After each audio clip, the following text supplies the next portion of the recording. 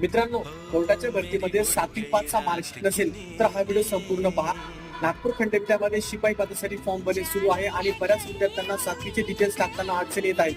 त्या अडचणी अशा की मुलांकडे 7वीचे मार्कशीट नाही, ना किती मार्क्स पडले हे सुद्धा माहिती नाही. तर सर्वप्रथम ही रील सेव्ह करा आणि तुमच्या मित्रांना शेअर करा. तर मित्रांनो, तो प्रॉब्लेम सॉल्व्ह कसा करायचा ते पहा. तुमच्या स्क्रीनवर एक फोटो दिसत असेल.